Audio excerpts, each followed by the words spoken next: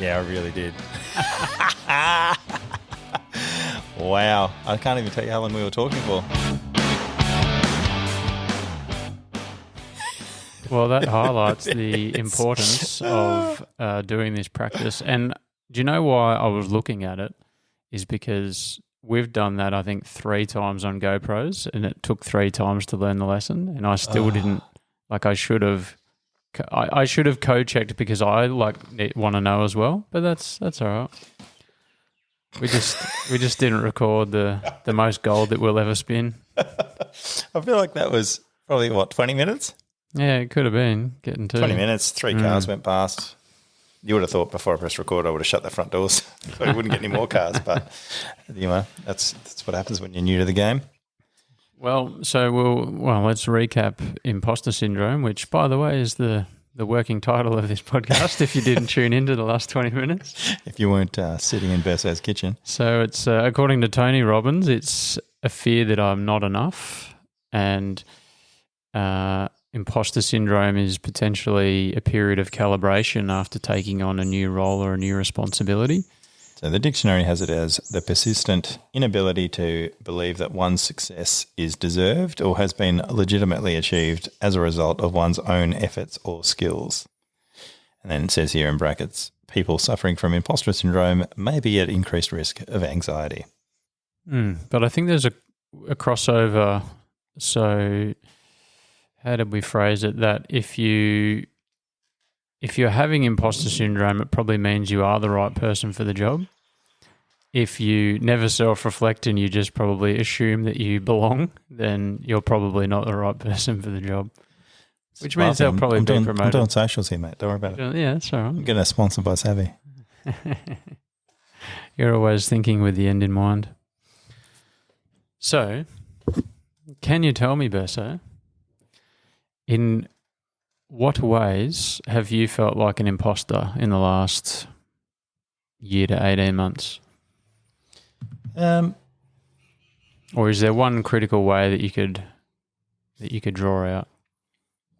I think every time I've started a new job has been like imposter, like you do, especially if there's a selection process. So for Lodi, for example, there was 4 of us out of 120 got on there, and you're like, there's not a chance that you are better than 100, than the other guys. But then you just wonder did they all come into it too blasé, or did they, there's obviously some sort of selection criteria that they've run off.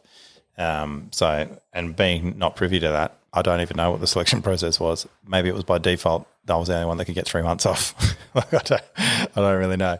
But and that was an amazing job. But then it's 4 out of 120 is pretty legit stats anyway. So I'm pretty happy with that. But I don't know what the criteria is. It's almost like playing a game of basketball without knowing what the rules are, and you won by accident.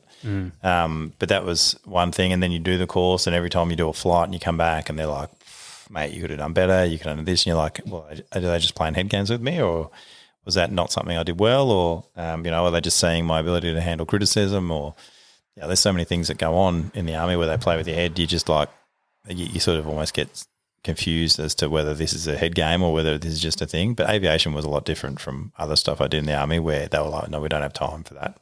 It's the only time we'll do that is if you're actually doing well. So it's like we have time to stuff around with you now. Cut you down when you're succeeding. Yeah, well, if you're doing well at it, then now they can do more out there sort of things that do happen, but it's still a little bit of a rubber dick. Like they'll disconnect something, or they'll turn your radio off to see you deal with a malfunction, or the more malfunctions they're giving you, the better you're doing generally. Because if you're controlling the aircraft, then now they can start doing with malfunctions because you're getting enough headspace for it. But then changing over to the police, going to the academy, and I'm like, it's been a while since I've done any book stuff or anything like that. And then you come back and you're studying, and you're just like, I've been out of this study game for so long. It's like, how am I going to go? And then, and then you do your exam and you get a certain mark, and you're like, oh, okay, well, maybe more of it. I'm taking more of it on than I thought I was going to.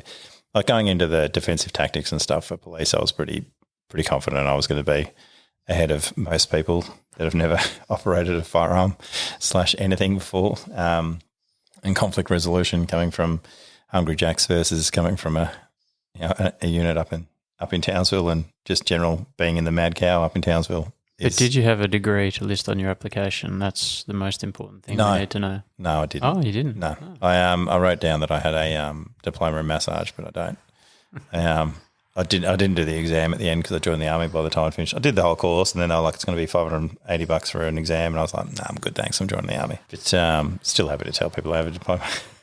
I have a diploma now, but just not in massage. And then, and then going from there to getting to my first unit after the academy was massive. I was just there. I was just like, the only thing I was confident in was if we were going to get into a shootout. That was. Which is not even you weren't not an even 1%. AJ anymore, mate. They're called stations, not units. Yeah. When I got stationed over at Richmond, but like Friday and Saturday night was probably where I stood out because I'm happy to speak to drunks and do whatever because that was literally my life when I was in 3CR up in Townsville. It was just everyone was just drunk, loose, getting on it, causing drama. Like your ability to talk people down through going through hanging out Flinders Street up in Townsville is you learn a lot. But the rest of it, where you're dealing with somebody, you go to somebody's house and he's 50, he's on his third wife, can't see his kids, he's got a drinking problem, just lost his job and stuff, and you're like, I've got nothing for you, mate. Like he comes up and goes, what would you know as a kid? Why would I listen to you? Fair enough too, but that's when you really sort of go, this bloke's right, I am taking the piss. I shouldn't be here. But then that's an experience. Next time you talk to them, you're like, well, I spoke to another bloke. He was going through something similar, and then the more people you speak to, the less imposter syndrome you have, the more you've just got something to bring out, and you just run with it. And then obviously when I went to cert, another thing you do, like I was almost doing the course of the piss take because my housemate wanted to go, and he goes, oh, they're doing it, but you've got to have it in by Wednesday. And I was like, yeah, right, sure. So I wrote a KSC, gave it to my boss. They fixed it, got it in by Wednesday, and I was like, oh, okay. And then Friday we had the fitness test, and I pretty much needed a defib on me the whole time because I had not done anything. All I was doing was playing gridiron. So I was 105 kilo. My job was to run 5 meters and push someone out of the way. That was it. That was my fitness. So as soon as we got to the beep test, like I just remember getting to 5-1 and then going, oh God, I can only just join the police, and then kept going, got to 7-5, and I was like, thank goodness. At least I can still be basic army, and then kept going, and then we had to get to, I don't know, what was it, 8-7 or something? Got to 8-7. I think it might have been 8-7 then. Yeah, and then got to like 8-8, and then remember one of the sergeants there was just looking at me and goes, mate, you all right? I was like, no, I don't reckon. Then I ran another one and he goes, mate, you're out. Just get out. And then he came up, he goes, mate, you doing all right? Or how's things going? I was like, mate, where's the defib? And he goes, I hope you're joking. I was like, I'm not 100%. But yeah, so that was – but the rest of it was fine, like push-ups, sit-ups, everything else. But I was so bad cardio, and I was like, I have 6 weeks to the course. I need to be doing cardio pretty much every day because I was like, I'm taking the piss here. That was massive imposter. I was like, I'm literally going to be the least fit person on this course. So I knew you prior to that time, and operationally I'd be surprised if you had any imposter syndrome. But are you saying that like physically you didn't feel that you were at the right place? Yeah, so like it's all good and well to be able to shoot and be able to make right calls and that sort of stuff. But if I have to run up 20 flights of stairs in a commission house, which was some of the stuff you're going to do on PT, then you get to if I can't get to the top, then I'm not there as a part of the team and I'm letting everyone down. And that's where I'm like, well, do I deserve to be in a unit where, sure, I passed the basic fitness test, but if I'm literally the weakest link, that's not a position to be in. And if you feel like you're the weakest link, then imposter syndrome is going to be pretty large where you're like, well, everybody can see me straight through me at the moment. I need to lift my game. So by the end of the course, I was 88 and a half. It's from 105. So that was in 12 weeks. So, I mean, some people would say it's probably not the healthiest thing to do, but I was eating hard, but I was like, one of the boys would come past and knock on my door. He goes, we're going for a run. And I was like, yep, no dramas. Like I just knew that when I was on course, you just had to say yes and do it. So anytime, and he knew that, so he'd come past. He'd be on night shift, so he'd come past at like 6 a.m. when he knocked off. He goes, we're going for a run. I'm like, all right.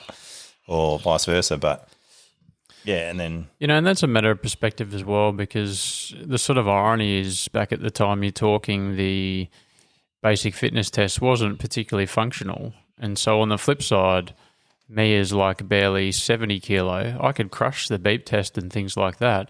But then when you get to the unit and you're carrying like an MOE backpack or all this extra equipment and ladders and things over fences. I mean, I did it, but that was like crushing for me because I didn't have the bulk and the mass to carry that stuff. So it's interesting, and it's good to see some of those areas evolve to far more functional testing now. It's also, I'd love to see it more as like an NFL combine sort of scenario where, there's obviously a pass and fail, but at the same time, it's quite peaceful having those birds in the background. It's not overbearing. It seems like a sound effect, but it's quite lovely. Whereas if you had like an NFL combine where you've got your bench press and it's like, right, Al did, one or none or whatever at 100 kilo, whereas Burso did 5, and then you're like in the 2.4K run, Burso got 25 minutes, but Al got 7 minutes. If you had it that way, and then it's a point scoring based on what we need, but you're like, well, old mate is clearly going to be a breacher, whereas old mate's going to chase with the dog. And that's where we've never been very good at testing, is that it needs both people like you and I. Like, I'm going to be the one who gets up into a roof space or under the house. You're going to be the one that just disintegrates door frames and, pushes over fences and things. So, well, funnily enough, I went through a fence by accident one time because I went to try and climb it and the panels palings just came off. And, that's when a unit really plays to its strengths, is when it has diversity in the...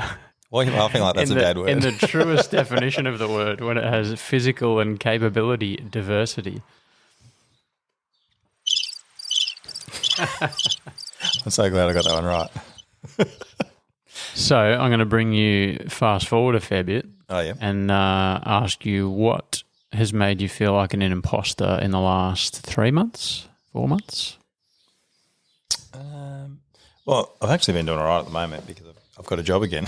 I'd suggest over the last 2 years. When did that? Yeah. So obviously after I quit Vic Poll and went to become a senator, because there's your delusions of grandeur. Dream big. Fast met by imposter syndrome. But the funny thing was with that was like I went on with Arvi because I was like, I have no money. I have no access to mainstream media. I'm literally just a bloke who's like, yeah, look, I'm happy to be a senator. So you put yourself forward to be elected politically, and then you were interviewed by Arvi Yemeni as part of that process. I was going to try and be a Victorian senator. And then, so I was like, well, Arvi's been having a crack at police for a while. I was like, I'll give him a chance to – he'll either make me or sink me is where I figured it was going to go. But I weighed it up. I was like, well, he's been having a crack at police or whatever it is for a while, and no police will speak to him because of what he's been doing. Whereas I'd seen him prior to that where he was more interested in trying to work out what the facts were rather than just have a crack at the police. So he'd been pretty pro-police before that. So I was like, look, we'll see if he's going to be, if he turns up and he just starts going off with questions about, whichever way. It was going to be pretty obvious pretty early on which way he was going to go with it, in which case I'd just be like, well, I tried and, moving on. But he ended up being, make me look as good as he could. And, so I much appreciated him for that. And then just watching the views, and then it started going up, and I was like trying to work out how many votes I needed to get in to be a legitimate contender. And then when his video got to like 75,000 or whatever I was like, oh, this is quite large. I was like, there's actually a lot of people watching this. And I'm like, and I don't have Twitter. I didn't have, I had an Instagram, but sure, reels don't mean anything.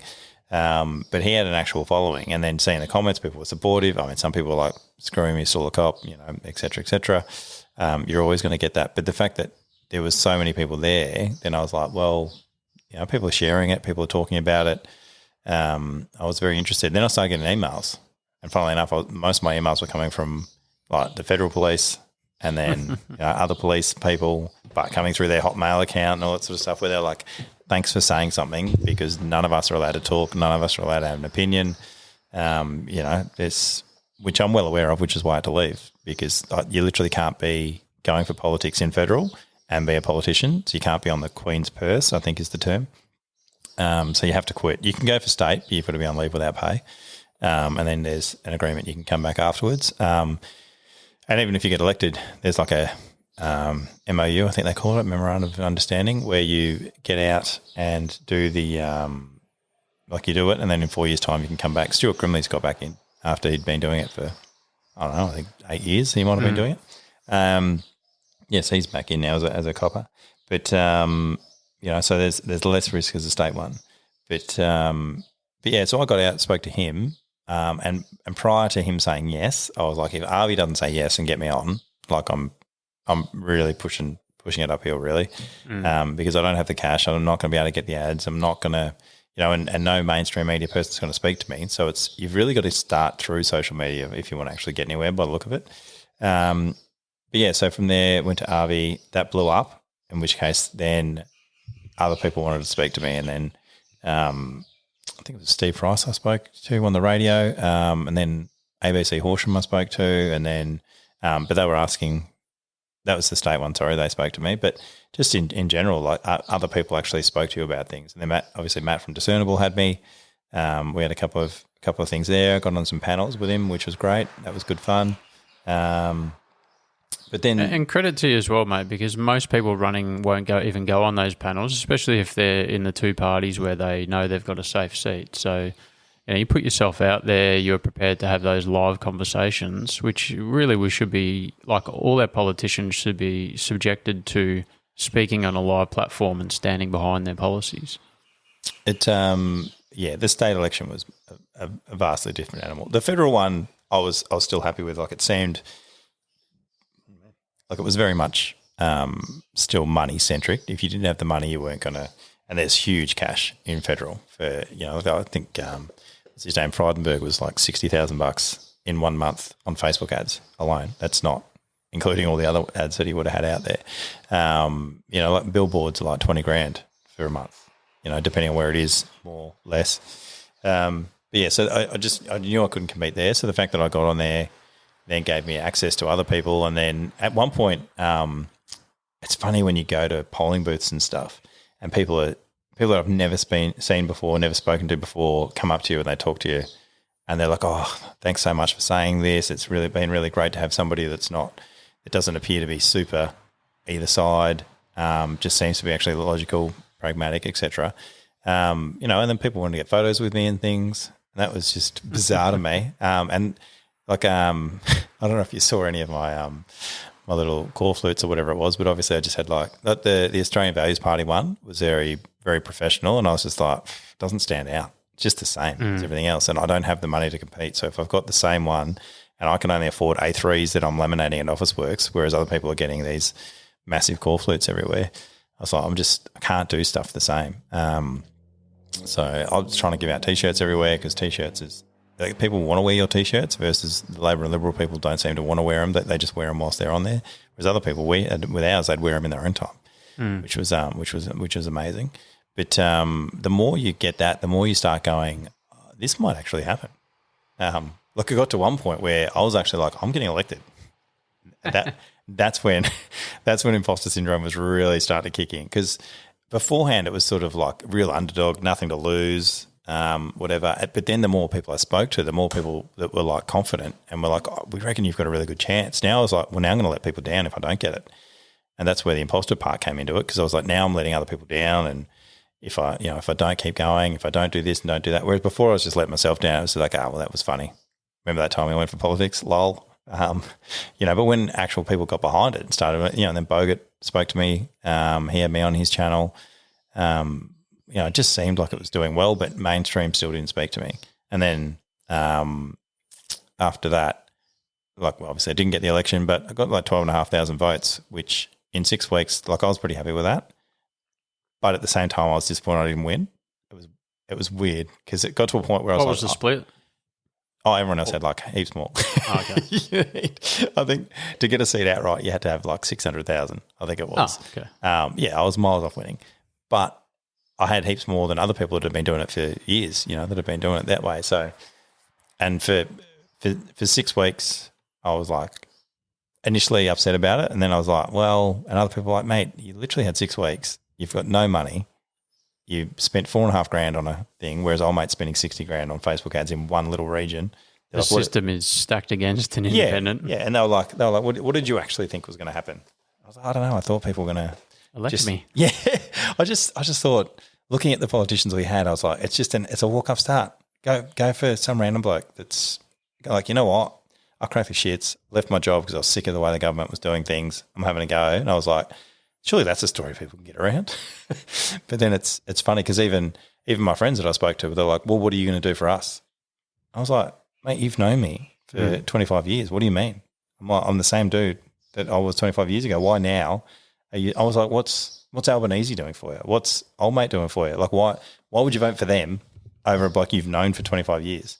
And that was really surprising to me. People hate politics, which is fine. I get it. But it's funny because people just disappear when you're doing it. And then I guarantee you they would have turned up if I'd won. They would have been like, oh, no, a senator, this and that. So that was a really interesting thing. But, so the federal one was more impostery because I was just like, I'm kidding myself with money and stuff. And that came first as well, didn't it? Yeah, but I thought I was going to be more likely to actually win that one than I did with the state. You had a party behind you and a bit of we administration team and things. Yeah, and we had Heston. Well, I mean, we didn't really because we had Heston and Sam, and they were busy because it was literally 6 weeks out from the election when I jumped on board. So they were flat out. They had a bus. The bus wasn't even working. Like the inside wasn't done like they thought it was going to be. Like they were flat out trying to do stuff. Like Sam was obviously doing emails and things, but Heston's like trying to get onto, he's trying to get on panels, trying to do everything. Like he's a candidate. Like we spoke once a week with all the different candidates and stuff, but like everyone was just flat out trying to do their own thing. So no one was really there to sort of help us out. And then the state one came on. No, Hugh obviously wasn't there. So him, Sam, everyone else, it was just about us down here. So that was great. I went from having basically myself and then a couple of people helping out in the background with the federal one, to now having like 15 people that were helping me out with this one. And then we had bulk volunteers and stuff get on board, and then obviously we got 1,100 members because we had to get registered. And then the state one, I didn't have the imposter feeling because I was like, nah, we can do this. But my drama was it's money. And then when I realised how the preference system worked, then it just went from being a legitimate go at elections to, I'm just going to try and smash this system because it's about as undemocratic as a system could get, isn't it? You let the very people running for it make side deals to swing our votes' power. I mean, have I got that wrong? Well, the thing is, the voting system is still fine. It's just that the average Australian, I dare say, has given up and thinks their vote doesn't mean anything, so they just put a 1 somewhere. So like, I could care less. I don't know any of these parties. I don't know what any of their stuff is. I'm literally going off a name, and I'm only doing this because I'm getting fined if I don't do it. Or they fill out the numbers that the party has given you on their pamphlet. Yeah, so that's with the local one, but for the upper house is where the preferencing game gets into it. Where you just put the one above the line and then it's whatever shady deal has been done behind the scenes. And then when I saw that, I was just like, well, this system doesn't – I was like, the system doesn't work anymore because it's got to a point now where the people with money just have an overarching control over it. So they can – Labor is not one with the primary in God knows how long, but every time you'll see them, it's like two-party preferred. So when they say two-party preferred – it's like that's where all the preferences go. So even though you're like, oh, the Liberal Party has 45% of the vote, Labor has 29%, but two-party preferred, you're like, now they're on 54%, and they're on 46%, and you're like, what just happened? And you're like, it's not what the voter asked for. No, it's like it's literally, and that's where the two-party system is. Like you've got to go one way or the other. But even then, when the parties are they're so scared to come out and actually make their own policy and stand for something at the risk of losing, they'd rather just try and say the least amount so that they can't get cancelled. Like the system isn't about robust discussion anymore. It's not about debate. It's not about whatever. It's just literally about being the least offensive. And that's why you'll see all your local members don't go to local events because they've got the two people at the top. They're the only ones talking. That's the message. The rest of them, they're just like, shh, just don't say anything. Don't do anything that can get us in trouble. It's not like don't go out there and speak to your local people and get ahead. They're like the more you hide in your room and don't talk to anyone, the less damage you can do to the election. So it's just a weird system. It's like, waiting for unforced errors from the others in that sense. Yeah, it's just like as long as you keep returning the ball, the other person will make a mistake as soon as they try, and they'll either hit a winner or they'll lose. But as long as you keep hitting the ball back, they're like, "Yep, no dramas. Don't do anything crazy." So that was disappointing. But that sort of wasn't really imposter there, because then I felt more like I was being a cop again, because I was like, there's a whole bunch of shady stuff. I found where all the crooks are, and I'll try and bring it up. But then when you try and bring it up, and then the media doesn't care either, and then we gave it to the Sun, and it was like 3 days. That was it. That's all people cared about. And even then, it was only the people who read the Sun care. The Age would have just ignored it and pretended it didn't happen, because they were like, well, we didn't get the scoop, so we're not going to report on it. And this is just because you couldn't afford to pay the preference whisperer, yeah? Is that why it all? No, nah.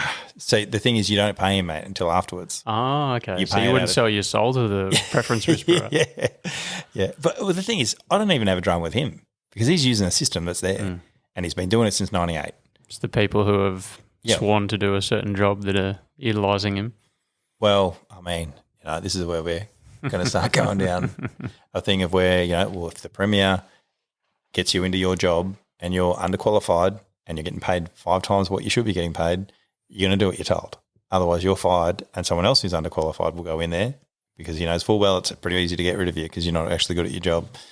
But people start looking at job security versus what's the right or wrong thing to do. But even then, it's like, even if you do find something, literally only the voters can get you out. So Premier can be shady as anything. And I think we've shown that it's pretty easy for the premiers to be as shady and controlling as they want. And then when the election comes around, if you vote for him again, everything he's done, you've just said, yeah, that's good to go. Yeah, we've validated certain behaviours and policies. Yeah. So if you reward bad behaviour, you sort of get what you've asked for, really. And I mean, a lot of people voted with their feet in the last election. They're like, what was it? We had like 60,000 plus, 600,000 or whatever it was, go from Victoria to everywhere else in the country, because they were like, nah, not doing this ever again. And that's, and when people are like, oh, aren't you worried about everyone leaving? You would have been like, of course not. That's 600,000 votes that have just left. They could have voted before they left. Yeah. Well, that's the thing, if they'd waited till this election then gone. But they're like, why would I waste another time down here? They're like, I'm not losing my freedom again. Fair enough. But, if they'd stayed, that would have been 600,000 votes that would have gone away from him, because, I mean, and I'm happy for them, because everyone I've spoken to that left is now living their best life. They're like, it's better weather, they're better this, better that. And I was like, I'm stoked for them that they had the opportunity to disappear and start all over again, and they're happy with that. But, for the people that stayed behind, it's like real Stockholm syndrome. Like, I reckon in another 10 years it'll be called Melbourne syndrome. It's scary, but not in the least bit surprising to what degree we validated, that regime. And it just shows how willing a lot of people are to abdicate responsibility. Perhaps they don't even care which way it goes, as long as they don't have to really make a tough choice. And I think that's probably what alarms a lot of us. I think that's a lot of places as well, though, and that's probably where everybody has imposter syndrome. It's like you get to a situation you've never been in before. Like, I've had it before where I've been to a car crash, for example, and there's been like 2 or 3 cars that have crashed, and it might be on a freeway, or it might be an intersection of the lights or whatever. And then some people just go, well, I've got to get to work. I don't really care what's going on, and they start driving around. And, they go some weird up over curbs, do whatever. They're like, this is not my problem. This is someone else's problem. I'm getting out of here. And other people are just freaked out, and they're just watching, and they're like, I don't know what to do here. And then obviously the people in the car crash are at various states of different stuff. And then you rock up and you're like, right, I need you to do this, you do this, you do this. And people will be like, no dramas. Cool. Somebody's taking charge. Somebody's doing something. And then you can fix the situation. And they're like, oh, we're going to wait for the police to turn up. So that's another response you get. So when you pull your badge out, I'm like, it's all right, mate. I'm off duty. This is what I'm doing. Now everyone just looks at you and goes, what do you need from us? And it's funny having that little shiny thing. Like, you could literally go to a sexy land and get a fake one, and somebody would be just as happy, I reckon, to see that and believe it. Because they'd have plausible deniability. Yeah. I thought he was a police officer. Yeah, and it's so it's funny when you turn up and you just give people directions, and they're like, oh, I'm glad that's on him, because now if it goes wrong, that's on him, And it seems to be that way, where now nobody wants to make decisions. And so if anybody does make a decision, you're like, cool, I'll jump on board regardless of how it goes, And if it goes badly, that's on him because he made that call. And it's, I don't think it's just policing. I think that's everywhere now. No, I think it's the the book Atlas Shrugged kind of depicts this, where society starts slowly abdicating responsibility to the point where everything just self-destructs because nothing can be achieved and nobody will take the lead. And it's quite a torturous book in that sense as well. It doesn't leave you with much hope. No, well, it doesn't sound like you're doing any real light reading there, does it? I'm curious, to what degree did you see social media or independent media taking the traditional role of our TV and radio media? Did it have a real part to play, or is that not quite there in Australia yet? I don't know, because there seems to only really be like Matt at Discernible. He was really unbiased, I thought, a lot of the time. I mean, obviously he's got his ties with the Lib Dems and stuff, but outside of that, he was still happy to speak to anybody who turned up. And a lot of his platform is basically like Andrew Denton used to do with Enough Rope, where he's happy to let you talk and you'll either sink or swim. Like he doesn't sort of – he might lead you in a position where you might be able to sort of screw yourself over, but that's on you. You still elected he's to not pushing how to you answer that. Yeah. He's not like baiting you into doing something. And it's actually just a lot of the time it's just a really interesting conversation to have with Matt when he's talking. I like him as an interviewer. He seems genuinely curious as to what's going on, whether he's got some sort of ulterior motive behind it when he does it, maybe. But he's everything I've had to do with him, he's just been really curious, really just wanted to know what was going on, and didn't seem to be making a decision beforehand about what he thought about you. I think the first time I met him, like Heston and I went to his house to go speak to him, I think he was sort of a little bit taken back because we were obviously two larger athletic males turning up at his door, and he thought it was feeling a little bit like it was a raid. But outside of that, that's the only time. And then him and James, who were there, they were awesome. They were great fun. But do you know what sort of views like his panel debate? I've got no idea. No. But then Bogart's one. Bogart had me on, and it went for like an hour and a half, I think. And that was great. Like, I mean, that itself to me was a massive thing, because I was like, there's a bloke who's doing his own podcast who used to be an NBA superstar. You know, like he's well known around Australia. I was like, the fact that he's interested in speaking to me, I'm obviously getting somewhere if they're happy to have a chat. But then we had our own back and forth a little bit, where he'd post these reels, which would be, like 7 to 30 seconds, depending on what they wanted to achieve. And like the first 4 or 5 that they put out there was, I was having a look, and then obviously just due to the time being politics, mine were getting a lot of views, like a lot of plays or whatever it is. But I mean, for 7 seconds, 30,000 plays is probably not amazing. But it seemed to be getting a lot more traction than like basketball stuff and stuff at the time did, obviously, because elections are far more whatever. And then every time they put it up, my thing would be attached to like some cops doing something violent or whatever else it was, like just obviously clickbait. It's like you want to listen to this one. And then the first 4 of them were like pretty pro me, and then the comments were interesting because they were all like, yeah, it's about time somebody was like rational and talked about this and rah, rah, rah. And then he put one up where they'd cut it so perfectly, where basically I'd been sarcastic about doing something. Like, oh, we all want to run around shooting people in the back or whatever.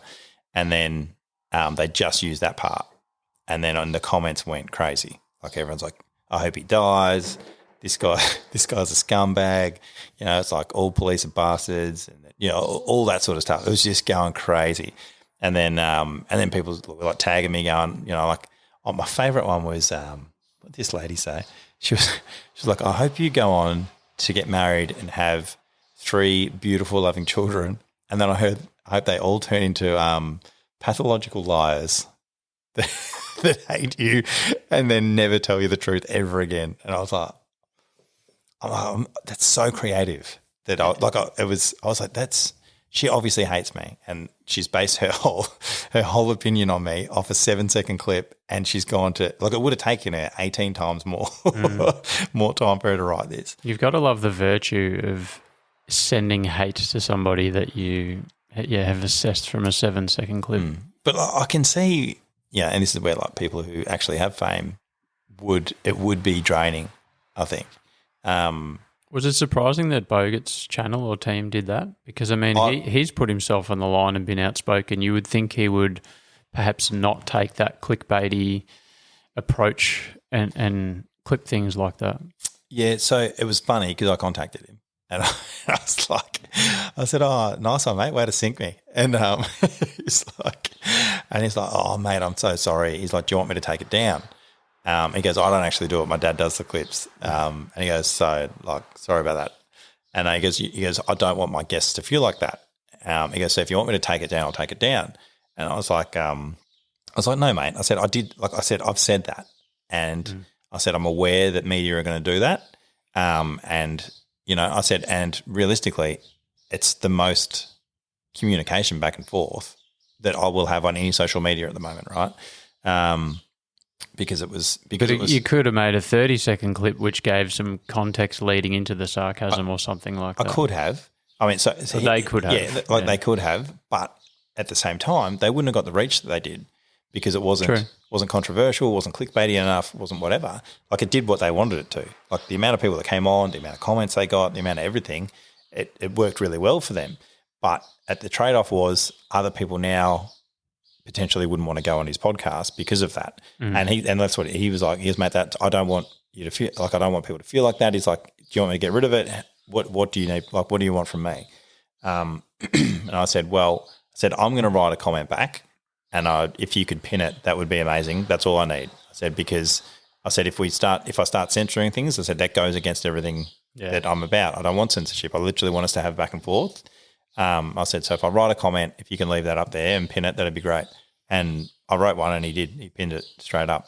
But it was funny because I wrote something in there and I literally said, look, if you've based your whole outlook on a 7-second clip instead of an hour and 30-minute podcast, I said, of which he's got the link up there, you're welcome to go to and listen to the whole thing and get context. I'm like, if you are making your decision based off 7 seconds, I was like, you probably shouldn't be voting. Because if you're literally going to make your whole – yeah. I was like, if you're going to do this whole thing based off that, I'm like, then, you know, realistically, why are you voting?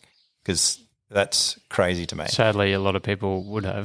100% they would have. And this is my point. I don't even think compulsory voting should be a thing because it just rides me. The amount of people I've spoken to who could care less, don't even know who it is, and they're just like, I just go in there, get a sausage. Half the people just grab it, throw it in a box just to get their name ticked off. But so that they put that to the top, and then – it was funny because most people were scrolling down. So even then, people were, as I'd written mine, people are still, you know, giving me crap down the bottom.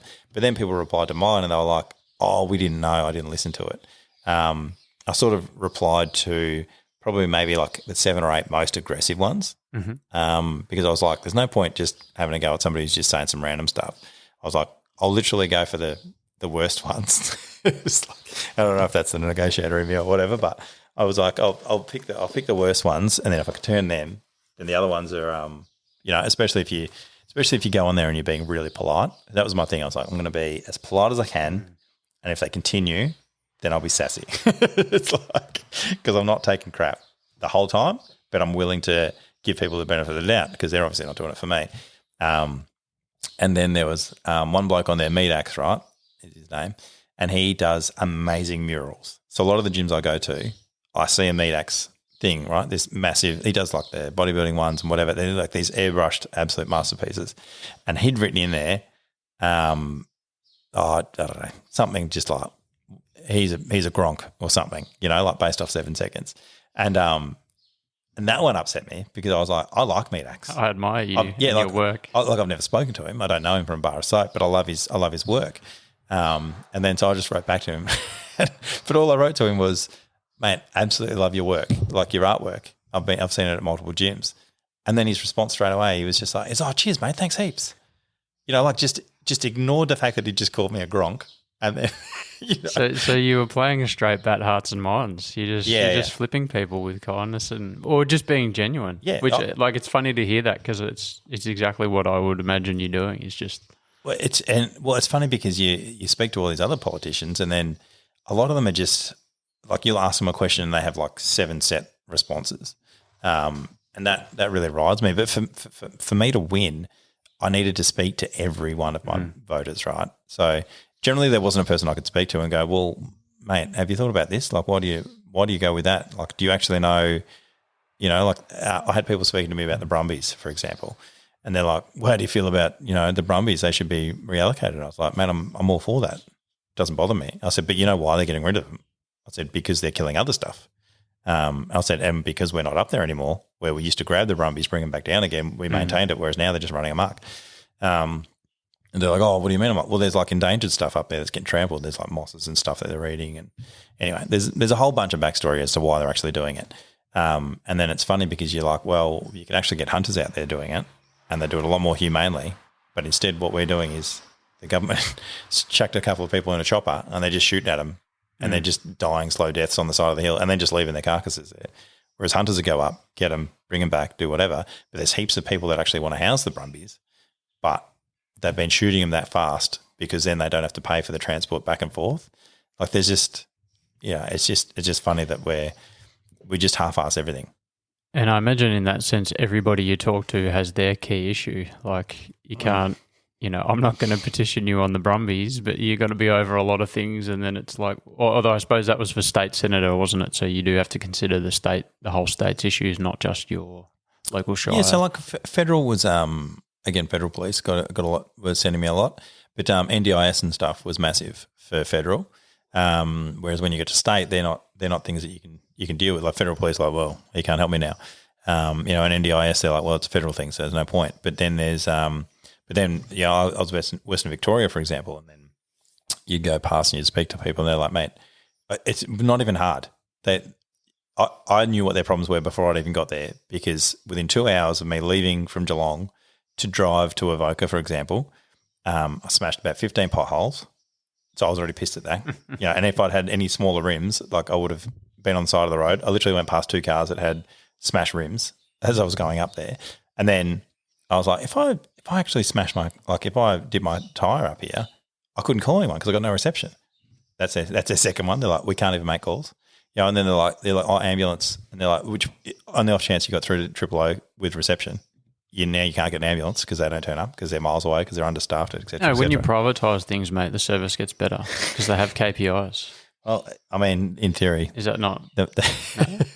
In theory, if you speak to Lib Dems, they'll talk to you differently about capitalism. But I think you'll find with that, people with money do get perhaps ambulances. real capitalism, not exactly. Government-controlled capitalism.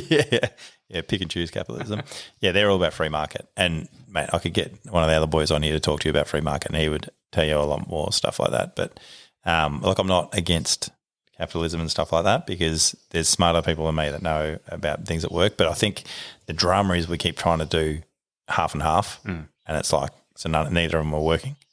Are we? We're more like a socialist capitalism, aren't we? I know that sounds like an oxymoron, but I think they call it social democracy. Welfare capitalism, democracy. Yeah.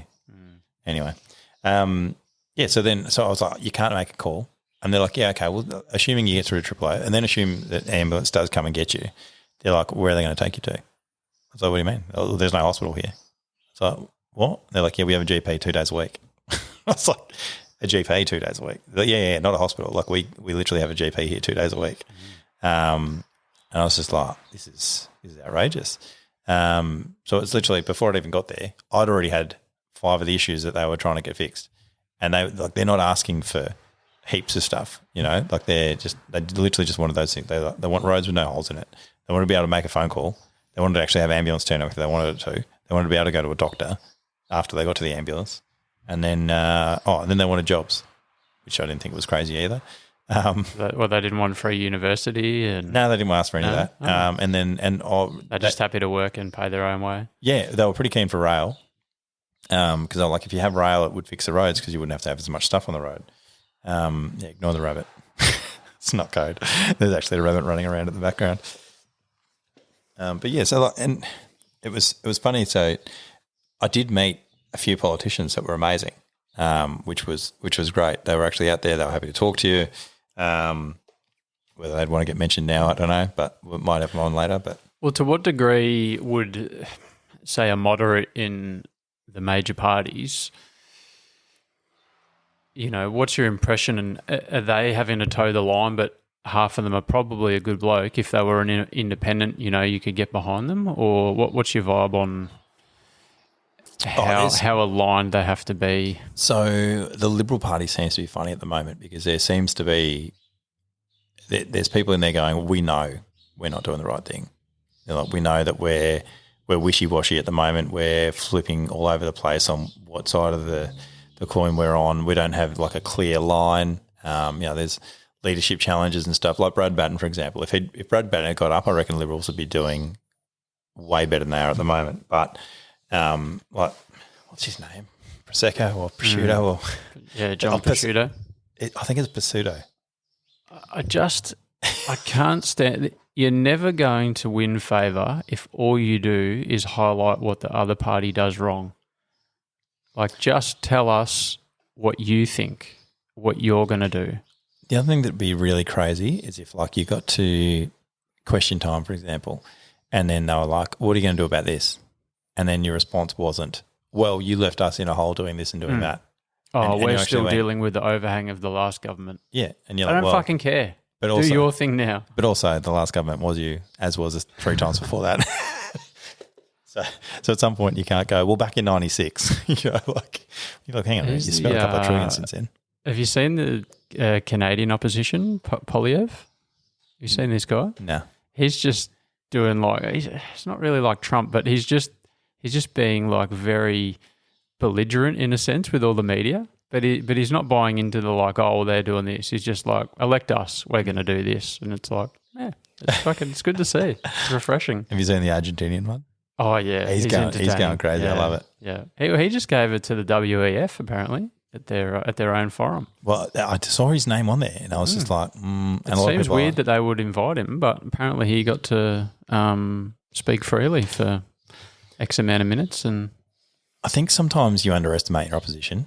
And they've seen his haircut and, he's running around. They thought he'd hang himself with his own rope. And he's like running around with a chainsaw and stuff and people are like, this guy's just a theatrical crazy person. But like, it's funny if you actually delve any further than about 20 minutes into like reels of him being crazy, which again is something I thought about doing, was just doing stupid publicity stunts to actually get some airtime. Like at polling booths, I was like, I might get some Red Bull girls. Yeah. I was like, my people, I'm just going to get them in bikinis. The Blake's World vote. Yeah, like just get some chicks in bikinis and doing whatever. And then obviously you're going to get cancelled for being a misogynist and rah. But it's like, I can guarantee you the media would have paid attention to me then. And it's like, why do I have to do stuff like that, Because you can't if you try and be a serious politician where you just want to go and debate people, for starters, nobody wants to come debate you because they don't want to look stupid and lose. And then nobody's going to come watch the debate anyway because no one wants to speak to politicians. So it's like, what are we doing? Well, back to the clip that Bogut's team did, which showed you in the negative. That was a long roundabout. Yeah, but I really want to follow up. So, we know the people that comment on that don't really represent the bulk of either side. Does a post like that actually, all publicity is good publicity? Would your voter base have still seen that and been like, yeah, he was joking, like I appreciate that sense of humour? Would it still have been a net good that they clipped you a little bit unfairly? Look, to me, I think it's still positive. Yeah. Because that's the amount of eyes that got on that versus me putting a clip up on my page, for example. Like I got followers from it. Yeah. So it's funny because people don't want to go in there and go into bat for you in the comments, because obviously if it's overwhelmingly one way, people aren't going to jump in. They're not going to rock up and just back you on that. But on the flip side of that is, after I put my comment on there and he pinned it, which is, did what he said to his word. Like I was like, yep, that's all I want from you, mate. Happy to do it. And happy to come back. Like I've got nothing against him. Like I thought it was funny. I was like, cheeky, well played, and it worked 100% what he did. But I also didn't feel like it was going to be massively negative for me, because some people would have seen that now because it had 30,000 things, and they're like, and had they have gone into that podcast and then actually listened to it and been like, I want to hate him, and then gone in there going, oh, that's not what he was about at all. But now I've listened. Yeah, but they're the people who want to actually be educated. The ones that just went 7 seconds, I don't give a shit. That's not him. I'm not doing it. If you listen to anybody that says, like, what was the quote? Like, we would just want to go around and shoot people or something. if you can listen to that and not identify it as satire, there's a problem. If you think a politician, like someone trying to become a politician, would say that openly, and you can't assess that as satire, like, well, that's sad. It is, but this is the thing now, and especially now with AI and stuff. You know how many, like, there's so many ads I see now that come through, and it's like they've just got Joe Rogan there, and you can barely see his mouth moving, and he's saying some stuff. That's not what Joe would say. That's his voice. He's that's telling me to start mouth taping 10 times a day at the moment. Like, it's funny. I listen to most of his podcasts. I don't remember him ever endorsing that in person. Yeah, it's just like I think it's going to be so bad now because people are so, and I think a lot of it's because it's very emotional. A lot of people are very emotional about politics, and they're not really thinking logically. And what's the bias called? Where you're waiting to hear things that agree with your view. Yep. Yeah, that's right. I knew all police just want to go around shooting people. Now I've heard him say. Yep, exactly. And that's where this whole left and right thing is massive now. Like you've actively got to go against the algorithm if you don't want to keep seeing stuff. So if you're conservative, you are going to continue to see stuff that's more and more conservative, right? Whereas if you go the other way and you're like very left leaning, it's going to go completely further the other way. Just doing live updates, mate. Yeah, we're streaming on the line. Oh, streaming, love it. That's right. Whereas if you, is that a savvy new traffic drinker? I didn't see that there. I actually did go live at one point in the election. That was did you? Yeah, that's risky, mate. If there was ever an imposter syndrome, that's when it happened. Because I was literally there's no 30-second rewind dump for like a radio network on the. Well, I didn't think anyone was actually going to watch. That was my thing. I was like, I'll just do it for a laugh because we're at basketball. Literally at basketball, I'm sitting on the bench doing the scoring, and I was like, while I'm here, I'll just go live. I'm like, this will be amusing to go live, and then it went on there, and it was like I think it was like 32 people had jumped on, and I was like, I had nothing to say. I was literally just going to jump on for a laugh because I figured it'd be like 6 people I knew that would come on, and then it was like 32 people. They're like, oh, great, and then I was just like, and then my mate was there. I was like, oh, mate, do you want to go live with me? And he goes, yeah. I was like, hey, mate, say hi to everyone. He goes, how many people's that? And I was like, oh, it's up to 70. I got to go. So I just hung up because I was like, nope. I was like, never. You did some live panels. You went head to head with Avi Yemeni, but when 36 people jump on a live stream, you feel like an imposter. Well, yeah. I mean, at least I knew what I was getting into then. Like I was just being stupid. Then I was just like, I'll just go live and just for a laugh, see what happens. And then, and then people came.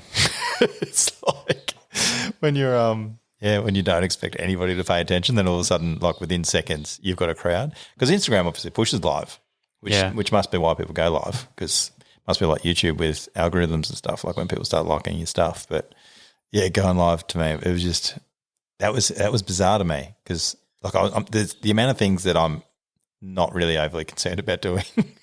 And then going live, especially considering it was my fault that I'd press go live. Like there was literally no one else involved in that.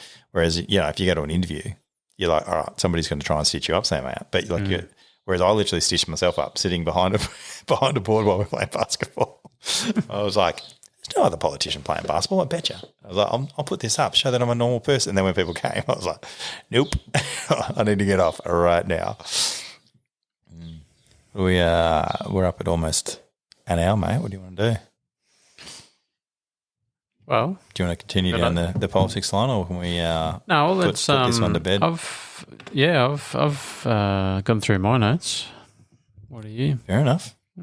Well, I'm just thinking, do we want to try and wrap it up as under an hour because we're not really Joe Rogan or anyone super exciting. Mm-hmm. Yeah. All right. Bang some music on and then get out. What a professional podcast. Love this. We can do another one another time. Yeah. Happy with that? Happy. Do we have like a sign off that we're going to go with? Or? We'll have to work on it. I was going to say just dead silence. We're just going to just fade out dead sounds. See how long people will wait to see if we speak again. Yeah. Well, I would have tuned out at probably the 12-minute mark. Oh, here we go. We're getting wrapped up. Fade in. Catch you later.